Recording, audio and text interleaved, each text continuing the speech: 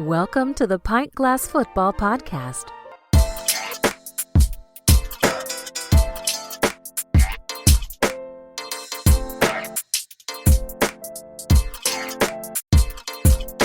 What's up, PGF Nation? Excited to be back. Indiana wins the national title over Miami. What an incredible game. We're going to give our thoughts on that game. Sean McDermott fired in Buffalo, plus some more coaching hires around the NFL that we're going to jump into. Also going to look back at the divisional round games and preview the AFC and NFC championship games, of course, with our betting picks as well. I'm your host, Brad Fowler. Joining me once again, my co-host, Alex Higdon. Alex, what is going on?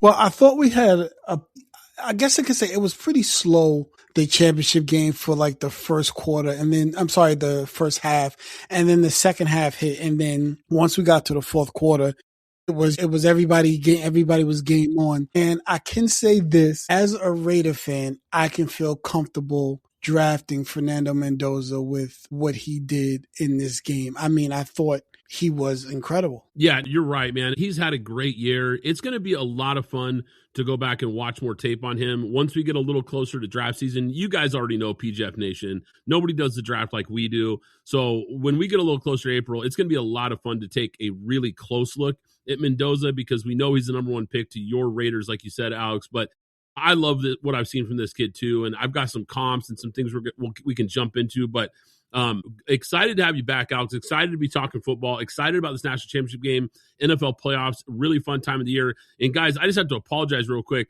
This episode was supposed to drop yesterday. It's dropping a little late. So you guys that subscribed are probably wondering what is taking so long to talk about these games. Well, had a technical issue, had an entire episode ready to go, and had a technical issue and lost the episode, wasn't able to upload it. So apologize, guys, that it's coming out a little late. I know it seems like these games were forever ago, but excited to be on talking these games with Alex and with you guys out there, PGF Nation. Alex, you hit on it. This national championship game, I thought this was one of the best national championship games of all time. I really did. I thought it was a fantastic game. Great coaching, great play calling on both sides of the ball, great players. I mean, we had NFL dudes all over the field, just a all-around great game. I thought Indiana, to your point about the slow start, I thought Indiana started the game and kind of caught Miami off guard. 7 of their first 10 plays, they came out passing.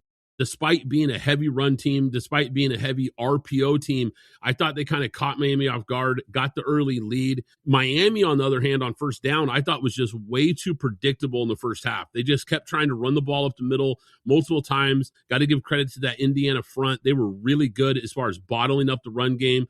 But then when Mark Fletcher had that long run, and finally got Miami on the board, that was an outside zone play. So he breaks a big play, and all of a sudden it was game on because once he had that touchdown run, it kind of seemed like at that point, Miami started to loosen up a little bit more offensively.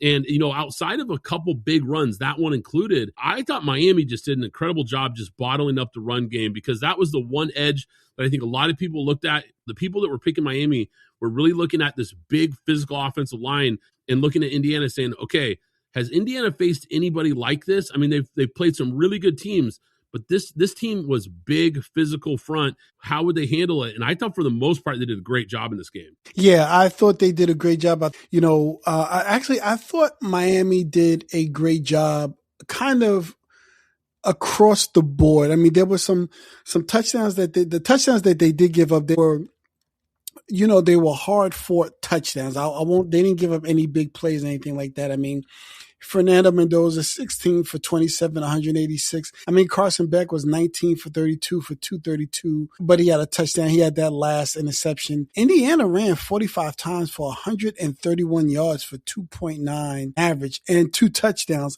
However, 2.9 yards. And Fernando Mendoza even ran for a touchdown, but he was 7 for -8 yards and a touchdown.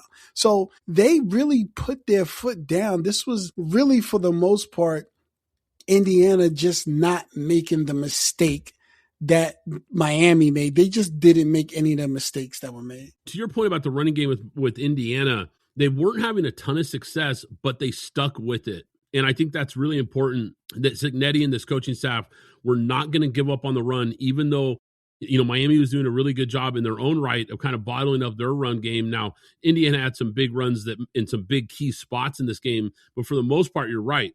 But Indiana just did a great job of continuing to run the ball, continuing to have balance on offense, because they did not want to put Mendoza in those obvious third and long situations where Ruben Bain and Mesidor and these guys could come screaming off the edge, because we did see that Miami front have some success heating up Mendoza, getting a lot of pressure on him in this game, disrupting the passing attack. We knew that was going to be a problem. That right tackle for Indiana, now look, they have a really good offensive line. That right tackle, they clearly found a mismatch there because they were attacking that kid repeatedly, and he was having a really difficult time keeping Mendoza clean in that game. But I thought just the overall coaching job from Netty in this staff was incredible. And there were some huge plays in this game that on that first touchdown drive for Indiana, 3rd and 13, key down, and Mendoza ends up throwing a pass incomplete, but then you have the offsides by Ruben Bain, which ended up being a huge penalty because now it's 3rd and 8. And if you remember, the next play, they break a 20-yard run on 3rd and 8, which, by the way, I thought was a really sneaky, brilliant play call to run the ball on 3rd and 8. Miami clearly was not ready for that, and he breaks a big run.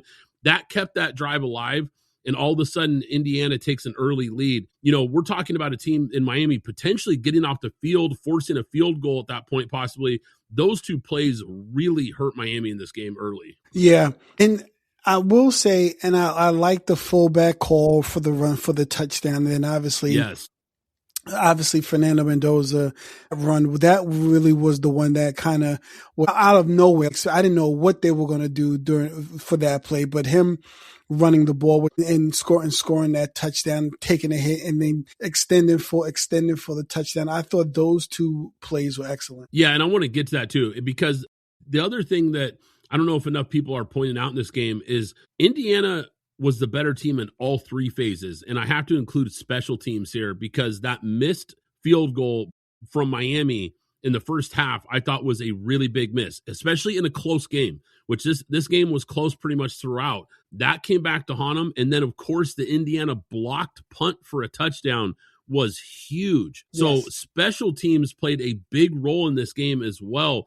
But you're right. The last two drives for Indiana, I thought that those two drives were probably the most key in this entire game, because Miami just couldn't make the key stops when it mattered the most. That fade back shoulder catch by Charlie Becker was absolutely huge. Yes. On that, I mean, what a play. And that's an NFL throw too. You want to talk about it, and that looked like Aaron Rodgers 5 years ago. Just an awesome play. And he's got that throw down. He went to that play a couple times, but Netty, like to your point there about the big Mendoza run, which I think is going to be the most memorable play probably from this championship game. 5 years from now, that's going to be the play that we all remember the most. 4th and 4 in scoring range, Signetti calls a timeout because remember they had the field goal unit on the field. He calls a timeout, decides to go for it, which look, Alex, I'm critical at times when coaches get too aggressive on 4th down, but I thought that was a right time to do it. Because you kick the field goal there, you only go up 6. And I think Signetti was looking at it with about 9 minutes to go, thinking, look, if we get a first down here and score a touchdown, it's a 2-possession game with 9 minutes to go, and it really increases your chances of winning that ball game. I thought it was the right call in the right situation to do that. But at worst, you have to think too, because you got to think, okay, what are the consequences if you don't get it there? Well, if they don't get it, you still pin Miami deep. So I thought it was the perfect time to go for it. Obviously, it pays off because, like you said, they run that quarterback draw. Mendoza breaks off a 12-yard run for the touchdown, which was just awesome. I mean, the effort to get it over the goal line was incredible. On the following drive, it was at that point in the game where they've got to get some points. They've got to kill some clock, and that's exactly what they did. That was perfectly executed, clock-killing drive, getting all the way down into scoring range. They had some key plays on that drive too, Alex. The 3rd and 4, where they ran that orbit motion, the corner just gets lost on the motion. Miles Cooper Jr.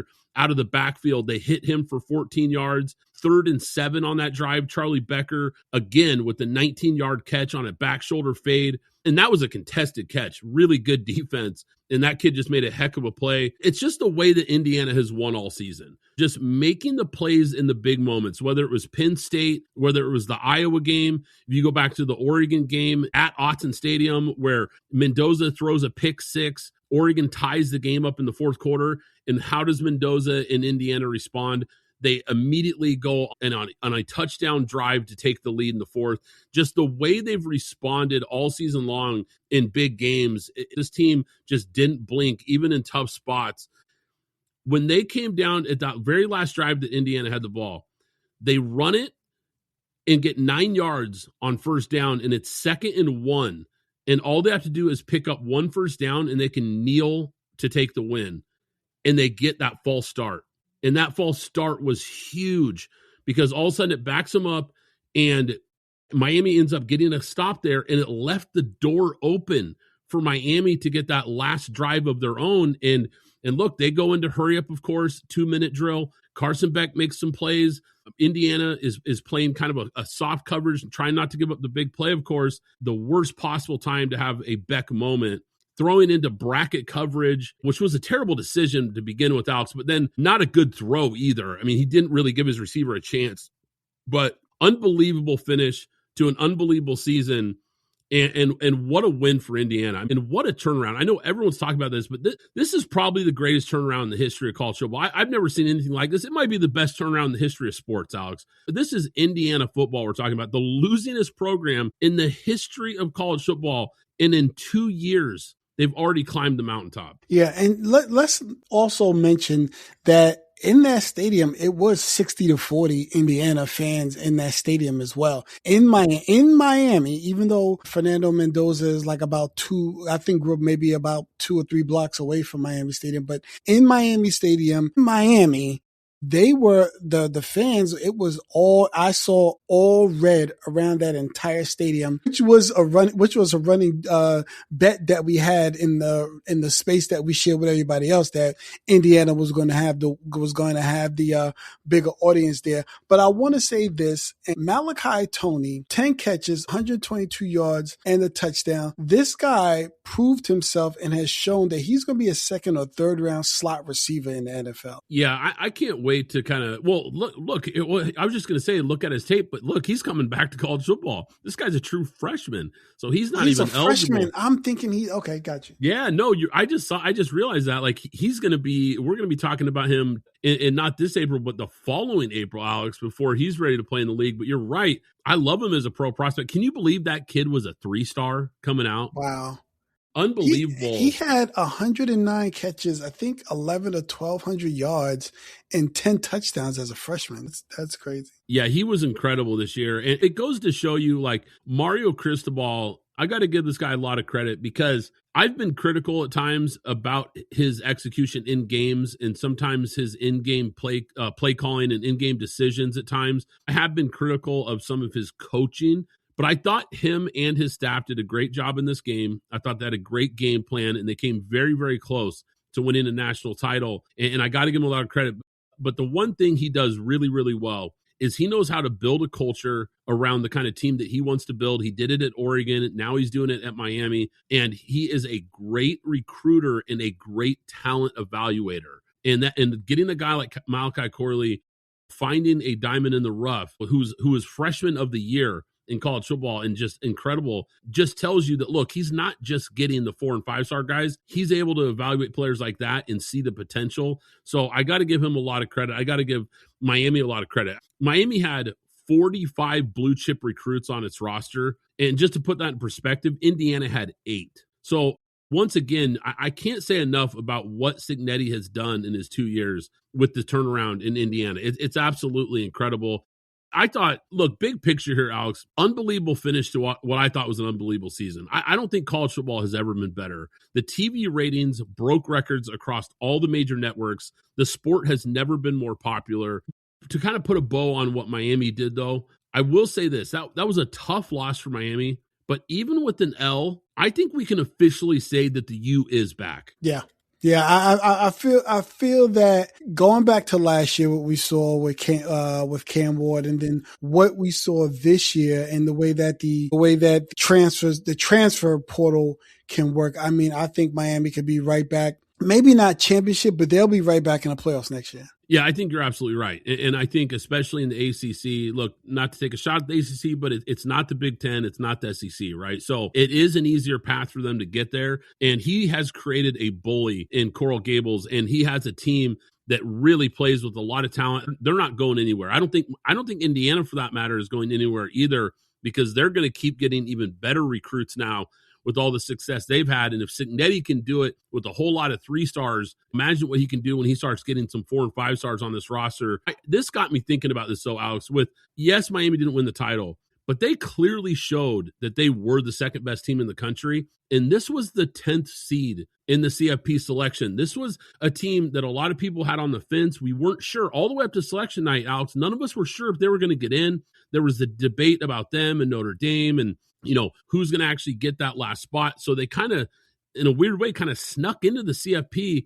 And they proved that not only did they belong in the CFP, but they were the second best team in the country, knocking off Ohio State, beating some really good teams. Texas A&M had some great wins to get to this point, and then they gave Indiana all they could in this game. I can't even look back at the BCS title teams the same anymore. I really can't. I know we're 2 years into the new 12-team CFP, but I've seen enough now because, look, Ohio State last year wins the title. They had 2 losses in the regular season. In the BCS era, they would never have gotten invited to the championship game, but they clearly were the best team. Miami this year barely gets into the 12-team playoff, and they showed they were the second best team that could have won it all this year. So I can't even look at these BCS title teams the same anymore. I mean, seriously, because how many years in the past were teams that were left out that if we would have had a playoff could have shown, just like we've seen in the last couple of years, that they were actually the best team in college football, and we had it wrong all along. Right. Yeah,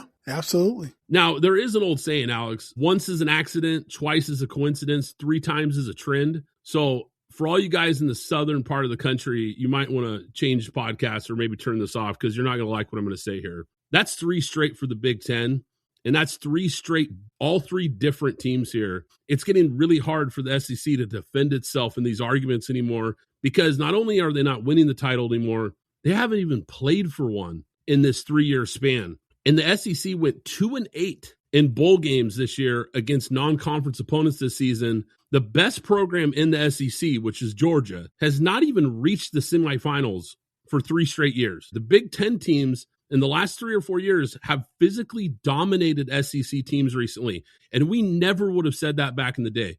The SEC was always the biggest, most physical conference. It's not anymore.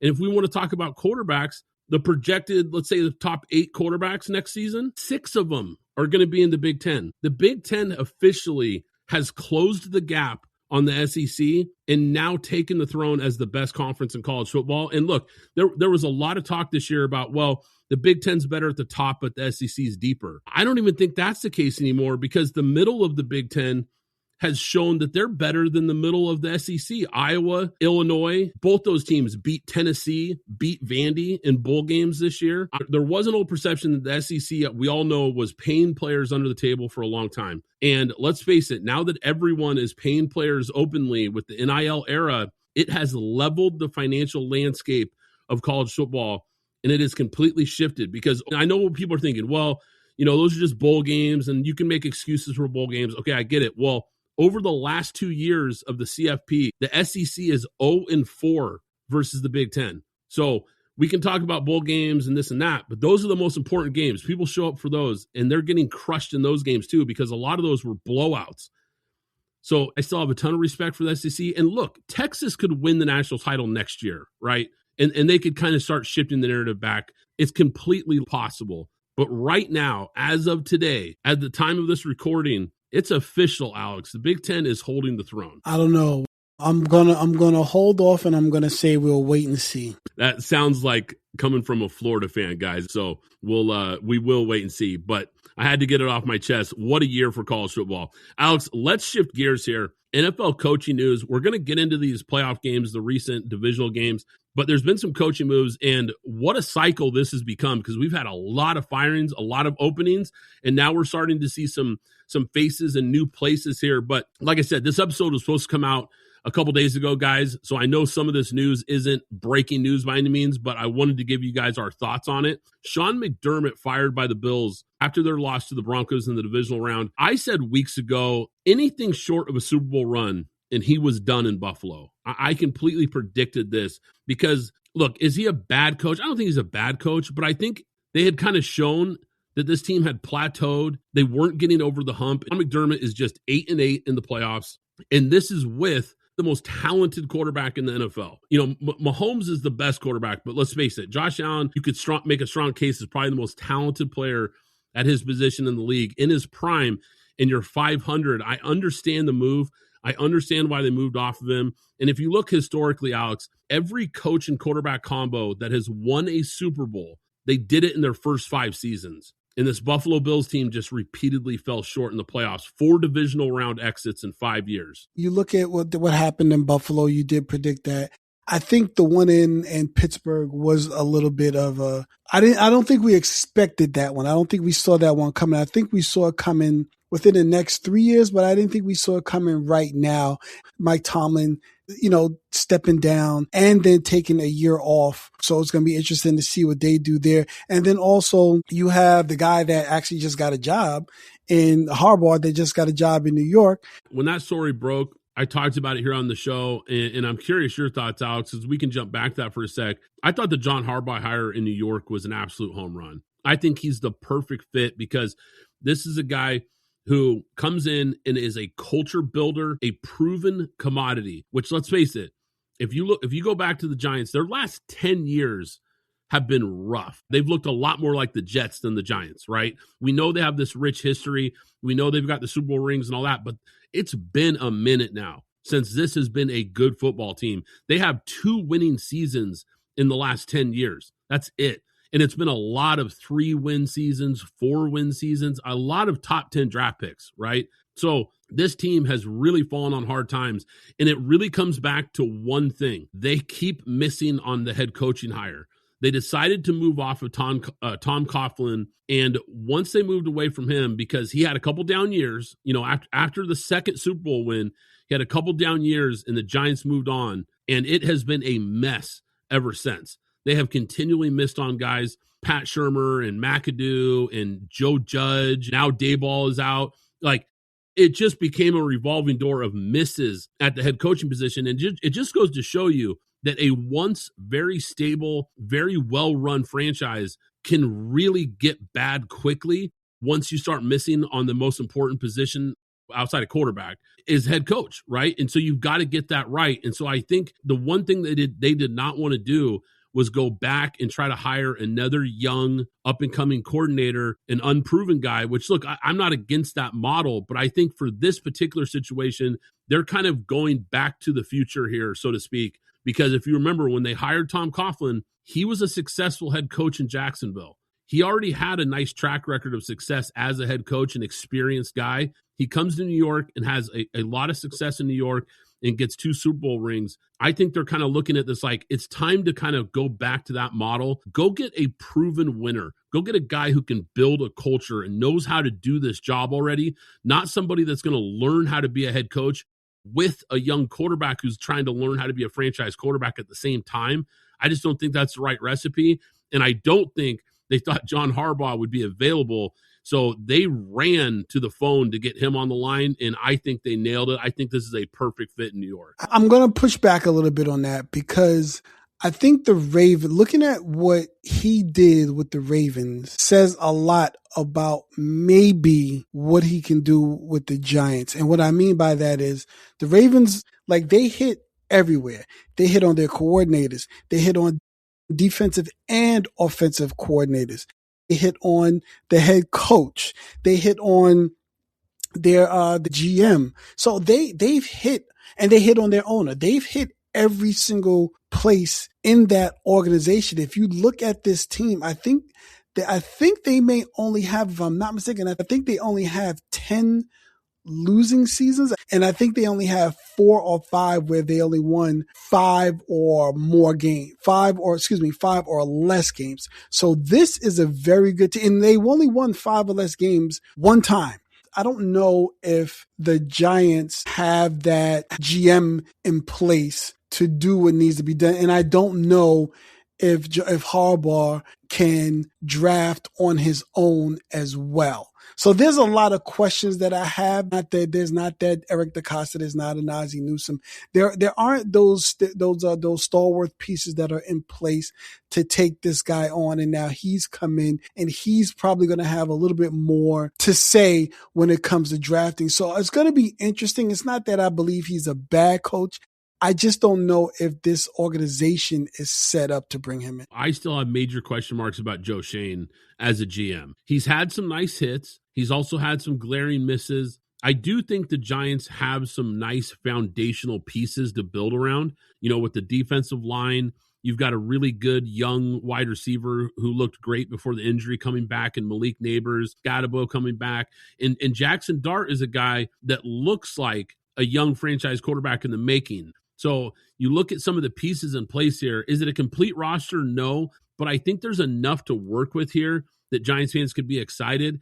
And I think I understand it from the Ravens standpoint, because the Ravens were looking at this team like, look, we should be winning Super Bowls. We should be at the very least competing for Super Bowls, and they weren't. The Giants are obviously much more of a rebuild, even though, like I mentioned, they have some nice pieces. They're more of a rebuild, and they need a culture changer. And I think because of that, it's a great fit. Just somebody to come in and shape this team into the culture that it needs to produce a consistent winner, not having Super Bowl expectations, but just getting back to being a consistent winning program again. And then maybe in a few years, we can start uttering the word Super Bowl. But I don't even think that's in the realm of what they're thinking about right now with Harbaugh.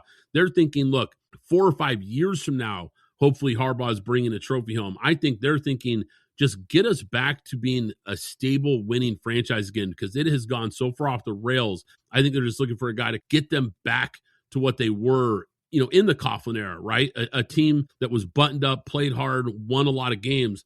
And I think he'll be able to do that. But I do agree with you about the GM and the stability there. I think that's an interesting dynamic for sure. Now, we mentioned Brian Daboll a minute ago because to go back real quick before we wrap up the rest of this, Sean McDermott obviously out in Buffalo, and Daboll, I mentioned getting fired from the Giants. It looks like he could be a strong candidate to get the Bills head coaching job, which I think is fascinating. I'm expecting something to happen there probably relatively soon. Regardless of what they do, they've got to fix the defense and they've got to fix the roster, because just like I said about Sean McDermott, I understand why they moved off of Sean McDermott. At the same time, we can look at this team and say, okay, the defense was bad. If you look at the Bills' playoff teams with Josh Allen, the defense has allowed 31 points per game in the playoffs, which is absolutely terrible. We know this has been a bottom-ranked defense for the last couple of years, and if you're a defensive coach, that can't happen. So I'm more than okay with them moving off of McDermott, but what I don't like is that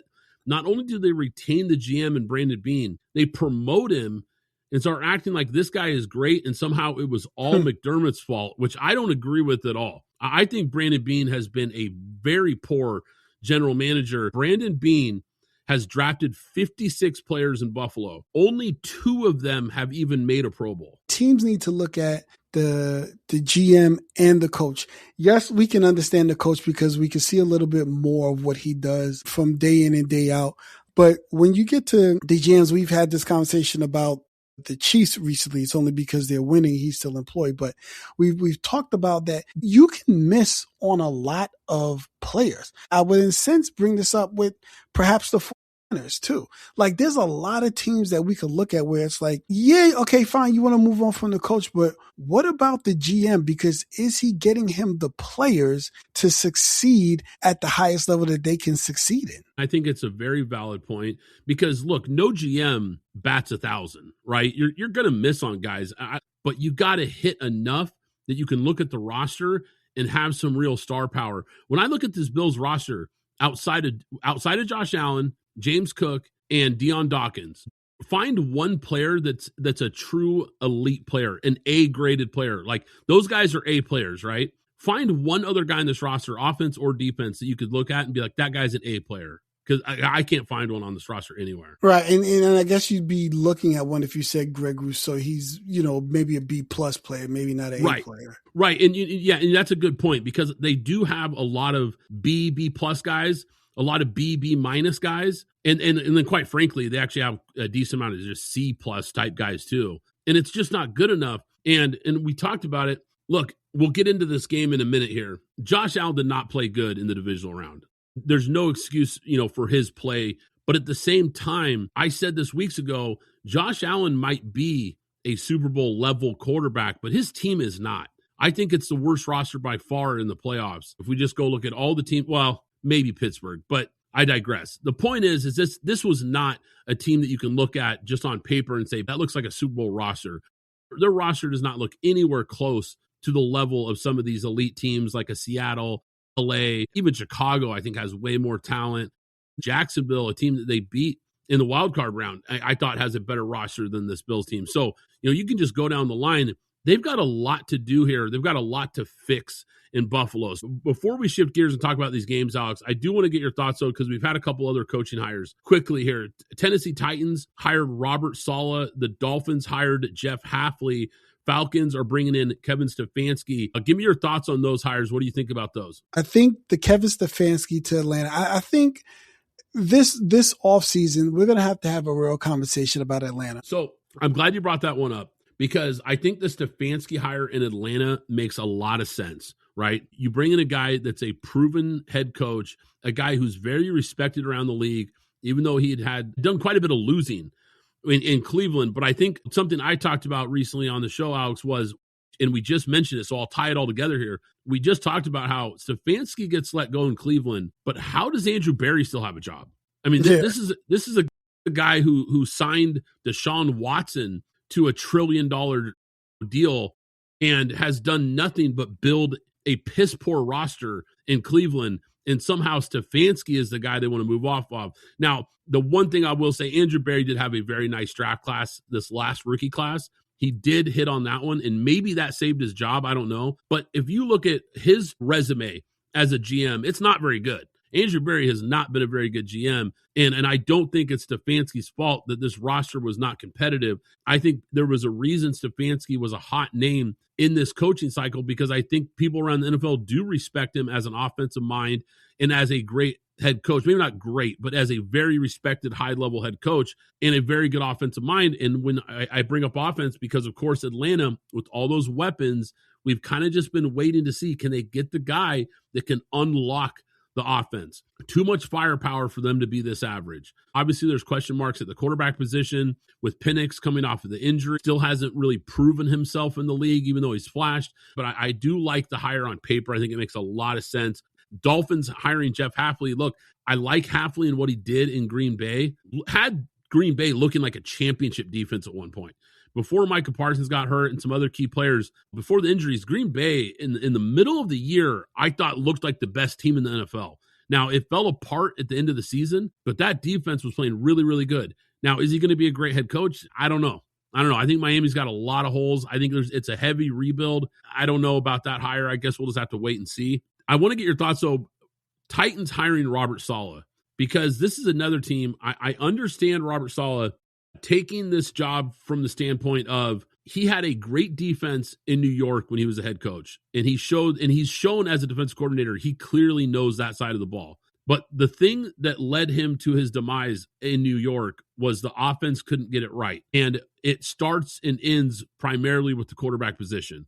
They couldn't get the quarterback position figured out, so the offense sputtered. And even though he had a great defense, they couldn't win enough games. So I understand taking this job from the standpoint of you've got a young Cam Ward who looks like a guy that could possibly be a franchise quarterback to build around. So maybe he's looking at it like, hey, I'm going to go somewhere where I finally have a quarterback that I can build around, and I'll figure out the rest. But to my point here about this job, you better be right about Cam Ward, and you better fix the rest of this roster, because I don't know if it's the most patient ownership group. I have some real questions about that ownership group. And the roster in Tennessee has a lot of holes. So this is a heavy rebuild for a guy who just took his second head coaching job. And Alex, you know as well as anybody, you don't usually get a third. So you got to make it work, Robert Saleh, because this is probably your last chance at being a head coach in the NFL. All right, let's take a look back, Alex, at these divisional round games. I want to get your thoughts. Let's start with Denver and Buffalo because we were talking about the McDermott firing. Buffalo really controlled most of the game from a statistical standpoint. 78 plays to Denver 68. They outgained Denver in this game, 448 yards to 355. I just thought Denver repeatedly answered with explosive plays in key moments in this game. Chunk passes from Bo Nix, some key scrambles that extended drives in some big moments. The Bills defense, once again, the same story with them that we keep talking about. They just struggled to get off the field on third down, struggled in key situations, especially late in the fourth quarter. I thought Sean Payton, who I know you're a huge fan of, I thought he had a great game plan. I thought Denver did a really nice job leaning heavily on the play action, a lot of misdirection. Sean McDermott's defense, again, faltered in some big late game situations. I thought Buffalo's offense was efficient, but too many times, similar to the defense, settled for field goals in some key red zone moments. And then, of course, too many turnovers, too many missed opportunities. Josh Allen didn't play his type of game. Yes, he put up some big numbers, but the turnovers were huge. Those were back-breaking penalties. It just feels like this team, Josh Allen has to be great every time the Bills play for them to have a chance. And if he ever has a game where his play dips, he just doesn't have the team around him that can pick him up. I'll start with Denver. So let's remember, Denver never really, I would say, was behind in this game until maybe the fourth quarter. Buffalo put up 30 points, so Denver's defense wasn't where we thought it would be. And then on Denver's offense and then Buffalo's defense, they didn't take advantage of running the ball. I mean, Bo Nix was their leading rusher, 12 for 29 yards, 2.4 per average. They only ran the ball really 10 times for 41 yards between Jaleel McLaughlin and RJ Harvey. They're I know that they don't have their quarterback, so that's beyond itself, but they're still going to have some issues because they don't run the ball. They've gotten rid of everybody that can run the ball in Denver. So that's point number one with Denver. They're not balanced enough. So I'll say that. Josh Allen has everything in his hands there. Yeah, he had 2 fumbles and 2 picks. So people like to say, oh, well, he doesn't have this, he doesn't have that. Listen. When you talk about your Patrick Mahomes, you talk about your Lamar Jackson, you talk about all these other guys, yes, they're always missing people. They may only have one person. Patrick only has Travis Kelce. Lamar only has, I believe, Mark Andrews for the most part, or Zay Flowers now, however you want to look at it. But you have to take care of the ball. That's always going to be your key stat, is you taking care of the ball. We saw it happen with all the other teams. They lost, or the games weren't as close because I would say 90% of the time, they gave the ball away. So stop giving the ball away, and then you can see your team have a real chance to win the game. I understand this was 33-30, but I'm making a point that you have to stop giving the ball away. Play deep, just play your 4 downs and let the defense come in and take over the game. And that's what you have to trust until you get that person. Josh Allen really hurt them in this game, even though he did make a lot of big plays and, gave them a chance to win this game. He also was the reason they lost this game, to your point, because all 4 turnovers in this game directly contributed to Denver scoring 16 points. And 16 points was the exact margin that forced overtime and ended Buffalo's season. So you're right. The turnovers were huge in this game. The pushback I would have, and to your point about a Mahomes or Lamar's had multiple top 10 level defenses. You look at a guy like a Mahomes who's got Spags in an elite defense. Josh Allen's got a 31st ranked defense in the league. I mean, it's god awful. And I think it's one of the main reasons they had to move on from him. You look at Mahomes' early success, he had an unbelievable array of weapons, offensive weapons around him. And then in the more recent Super Bowls, the defense became elite. So he's always had some elite stuff around him. To my point earlier about Buffalo and the job Brandon Beane has done, there's just no elite players on this roster outside of him and Cook and having a really good left tackle. They don't have anything. The defense is awful, and they have no wide receivers to speak of. Keon Coleman's a bust. This guy's been a healthy scratch multiple times this season. That's how bad he's been. And you've got a bunch of guys who are below average wide receivers. Yes, Josh Allen had some massive turnovers in this game, and it really hurt the Bills. But until you get a better roster around him, I don't care if it's Mahomes, I don't care if it's Joe Montana, I don't care if it's Tom Brady. Nobody is winning a Super Bowl with this roster, period. This roster is not a championship level roster. So until they fix that, I think we're going to continue to talk about an all-time great quarterback not getting over the hump, whether he plays poorly or not, which is fair, he did. But I will give him credit. As bad as he played in this game at times, and as costly as some of those turnovers were, he had the game-tying drive at the end of regulation. And if Brandon Cooks doesn't get stripped on that last throw, he has them in field goal range to win that game, which is pretty incredible considering all the turnovers and all the mistakes that he made. To have them in a position to be that close to going to an AFC Championship game is pretty incredible. But I'm with you. When you play poorly, you deserve criticism, and he had too many turnovers in this game. It's time for some serious changes at Buffalo. But I want to get to these other games real quick, Alex. New England Patriots, they knock off the Texans. I thought, talking about turnovers here, New England just controlled the turnover battle. I'm starting to think, Alex, that people are sleeping on the Patriots. I think this is a really, really good football team. I think it's a very complete football team. And I think the defense in particular is starting to look championship caliber. I'll talk about the Texans more than anything. I think the Texans, there's a lot going on. I said it, and obviously the Daniel Jones got hurt, but I didn't have the Texans making the playoffs. But they ended up, their defense stepped up and got them in the playoffs. CJ Stroud missed some games. They held some games there. They won some late games to end up getting themselves straightened out to get themselves into the playoffs. But I think the defense is carrying this team right now. And I think next year, they have to look at offense seriously, and specifically, you gave up Laramie Tunsil. I don't know why. I don't know what the problem was, but they gave him up, whatever. And they didn't, and they gave up, I believe they lost, I think one or two other people from the offensive line, and they didn't replace them. They did replace one guy they got from Minnesota who ended up playing in this game, but they didn't bring in enough people to surround what they lost in the offseason. They were going to have this problem. Now, I don't blame CJ Stroud, even though he threw 4 interceptions. You brought in an injured Nick Chubb. You have a rookie named Woody Marks that came in and that surprised everybody. But who were the guys? To me, I saw them bring in Jaden Higgins, and that was it. On offense, that, like I said, that they tried to help. Yeah, I like the 2 Iowa State rookie receivers that they drafted. We know Nico Collins is a big-time player. Unfortunately, he got hurt and wasn't in this game. I like the receiving group. I think Woody Marks is a good young running back, but to your point, they could probably add another back. The offensive line has been an issue for sure, but CJ Stroud has been terrible, and he's really held this team back. And look, I'm with you. They've got to support him better. They've got to protect him better.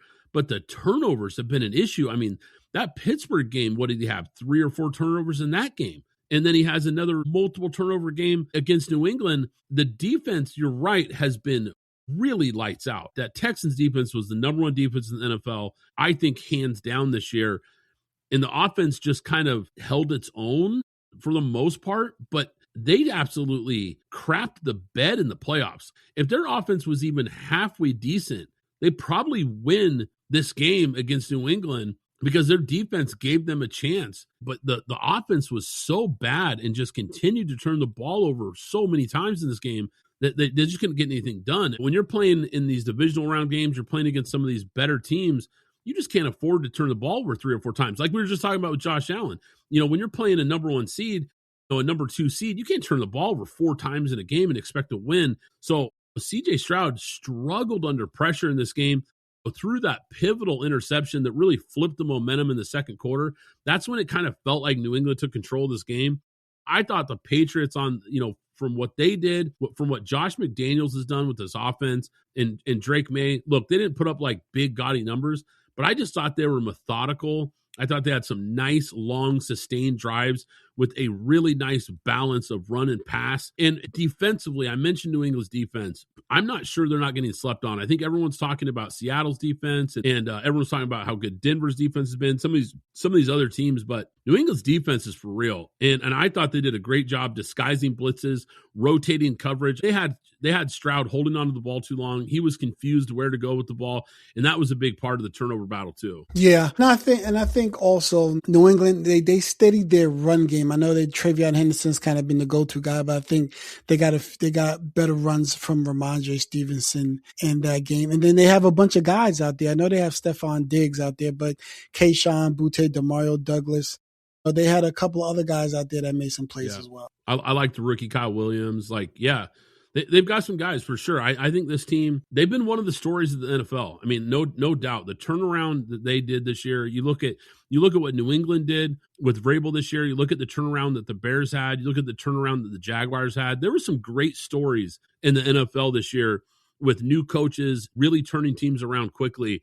And I mentioned the Bears. Let's get to that game, Alex. That was a thriller. Both teams really struggled to sustain drives. It's cold, it's nasty, it's Chicago in January. One of my key takeaways, Alex, was we talked a lot about Chicago in leading the NFL in turnovers, their defense, their defense leading the league in turnovers, and how pivotal that has been for their success this year. But the defense does give up a lot of yards, and they give up a lot of big plays. I was curious as how they would respond in this game against a very potent Rams offense. And I thought Dennis Allen probably called the best game of the year for the Chicago Bears. I mean, he had guys coming off the edge. He was sending corner blitzes, safety blitzes.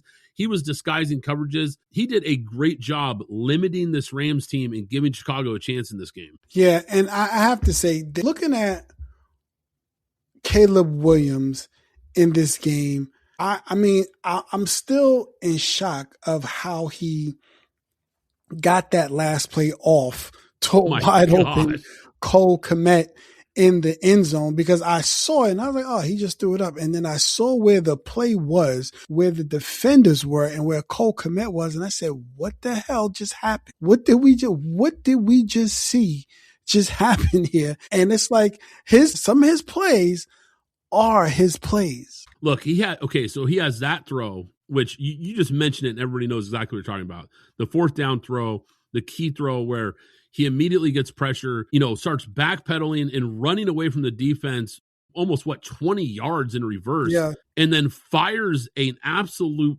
bullet downfield to Kmet, just perfect throw. There's just 2 or 3 guys in the league that can make that throw. I mean, honestly, 2 or 3 guys in the league that could pull that off. The highlight level throws from this guy have been unbelievable. And look, just go back the week prior when they played the Packers in the wild card. That fourth down throw he had in that game, I said last week on the pod, that's one of the best throws I've ever seen. And now he does this. Those 2 throws might be 2 of the best playoff throws I've ever seen. Yeah. And he did them in back-to-back weeks on fourth down with the game on the line. This guy is special, man. He really is. And I'm glad you brought it up, because this is exactly why I viewed him as a generational prospect coming out of USC. And I know he's had some ups and downs, and I know he's had, some growing pains, but there is no doubt that he is easily one of the most talented quarterbacks in the NFL already in year 2. I mean, he made a huge leap this year. He improved his timing. He took way fewer sacks, which was something that he needed to work on. He clearly improved in that area. And man, he has that clutch gene that you can't coach. You either have it or you don't, because this guy was clutch all season in fourth downs, in fourth quarters, in big moments, in overtime. This guy was just unreal. The arm talent is ridiculous. His escapability is unreal. I'm so impressed with this guy. And look, I'm not trying to overshadow what the Rams did. Kyron Williams was great. I mean, 117 yards, 2 touchdowns. He gets the game ball for me. I thought he was the difference in this game, the balance, everything. But I'm glad you brought up Caleb, because, look, Bears fans, I know it sucks losing in overtime. And, look, I know Caleb had multiple picks in this game, and he had a costly one that probably cost them the game in overtime. I get it. And he's not a guy that typically turns the ball over a lot. So he's still a young guy coming into his own, and he's got things to work on. He's not a finished product. But what Alex and I think, are talking about here is just the ability of this guy. And just how high the ceiling is starting to look for him. And if we look at this quarterback class, if we kind of zoom out for a second, Alex, this quarterback class is starting to look incredible. 2 years in now, I mean, Bo Nix has been great. Jaden Daniels obviously got hurt this year, but we saw the rookie season he had. Drake May was in the MVP running this year with the season he had. And now Caleb, of course, takes a big step forward. This class could go down as one of the really, really special classes. And I still think, Alex, with all that being said, I still think he'll be the best out of all of them. Yeah, you know what? And I think, and it's like I always say, you can't get caught up with 1 year. You have to wait to see what each guy does those first 3 years, see what happens. You can't just go off 1 year and say, okay, we're going to run, because, and we don't have to get into it, but Jay Daniels, when they put a spy out there to keep him in the pocket, to keep him right there, he had a problem throwing the ball. He did. And we're not talking about the plays he got hurt. We're talking about just him playing. He had a problem.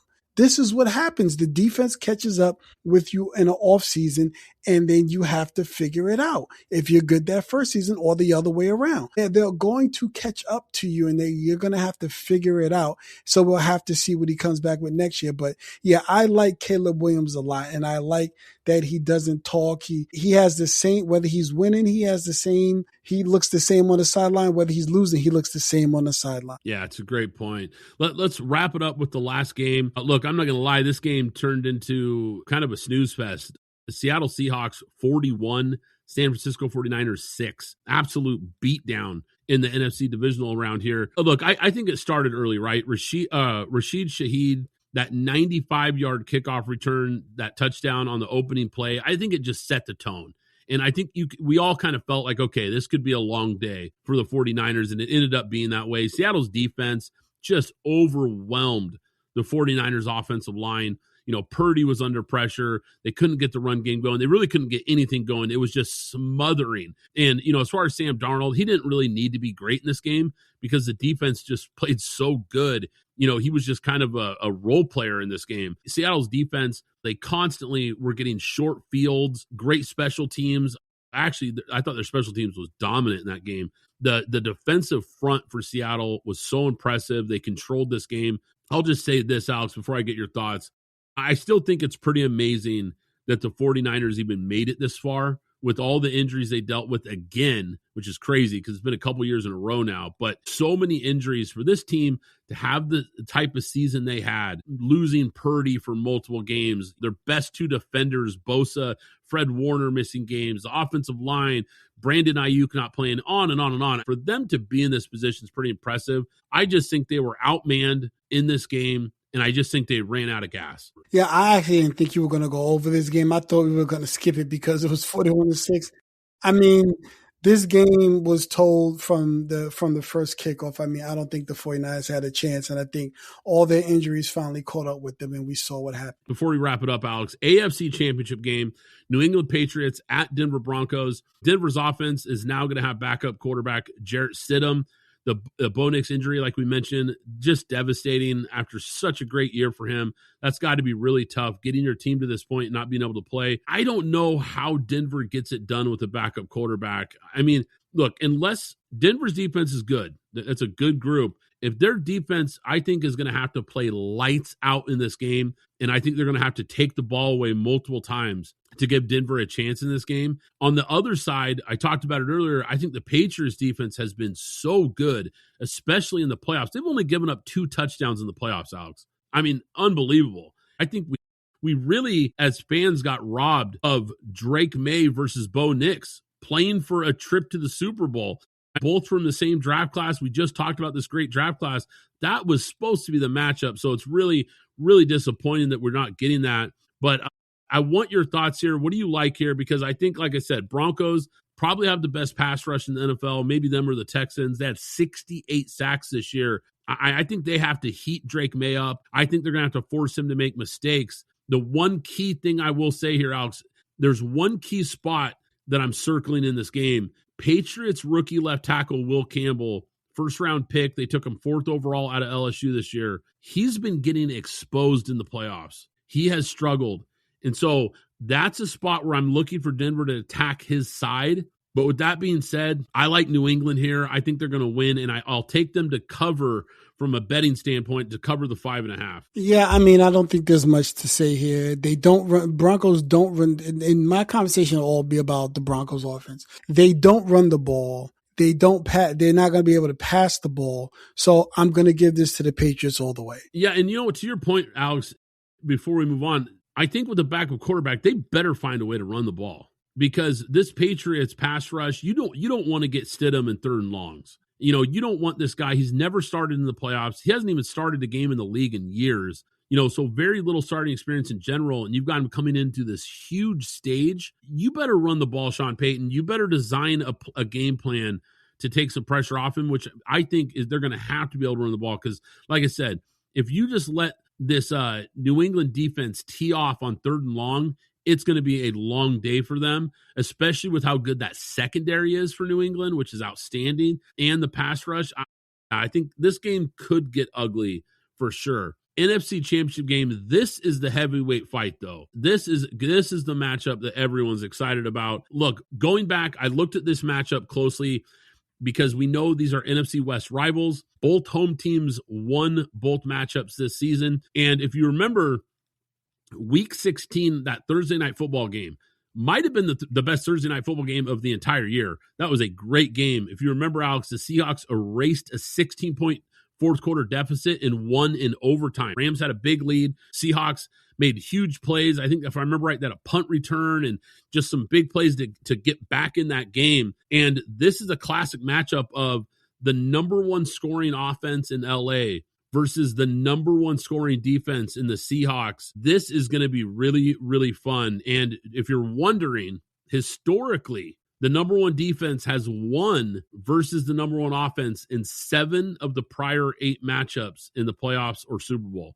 So the defense definitely typically wins this matchup. What are you looking for in this game, Alex? What do you think the key things to look for in this game are? I'm going to see if Sam is going to do with the Seahawks, because I don't know if he had a really good game against and offensively because the defense and the special teams are taking over, but we need to see what Sam Darnold's going to do offensively in this game. That's going to be key, because the one thing that Matthew Stafford has not done this year, he hasn't turned the ball over at all. Like he didn't have any turnovers he didn't have any turnover the previous game, if I'm not mistaken, but he hasn't turned the ball over. So if they're not going to turn the ball over, it's going to be whoever wins the turnover battle here, because if Seahawks are winning by turning the ball over and doing things, and the Rams are not turning the ball over, then the Seahawks are going to be in trouble here, because I think the Seahawks are going to turn the ball over once and or twice, but they're definitely going to turn it over once, and we're going to have to see what the Rams do with that play. The first time they played, Rams win in a low-scoring fist fight. The second time they play, it's much more of a shootout, and the Rams offense was carving up that Seattle defense. And if it wasn't for the Seahawks making that big comeback, it was looking like it was going to be a blowout. And I love that you brought up Sam Darnold, because he is the key to this game for me as well. Sam Darnold led the league with 20 turnovers in the regular season. He also struggled versus the Rams defense. He threw 6 picks versus the Rams this year. I'm with you, Alex. I think that is the key. He is going to have to play a clean football game, because if he turns it over, I think they're in big trouble, because as great as that defense is, I think we've seen that the Rams can move the ball in this defense. So the turnover battle will be absolutely pivotal, like it always is. But I'm more worried about Sam Darnold turning the ball over than I am Matt Stafford, to your point. I like the Rams to cover and win outright in this game, Alex. What about you? Yeah, I got the Rams to cover, and I have them going to the Super Bowl. All right. Guys, you heard it here. That is going to do it for today's episode, guys. Hope you enjoyed it, PGF Nation. Go ahead, hit that like button, hit that subscribe button, that follow button. Make sure you're following the podcast so you don't miss out on any future episodes. We are coming down to the end of the season here, guys. Super Bowl is right around the corner. We're going to have lots of coverage for you guys. And then, of course, after that, we will dive into the NFL draft. So it's always football season at Pint Glass Football. We appreciate you guys checking it out. But once again, I'm Brad Fowler. He's Alex Higdon. This is Pint Glass Football, and we'll catch you next time. Thanks for listening to the Pint Glass Football Podcast. Be sure to subscribe and follow us on Twitter at PGF Podcast.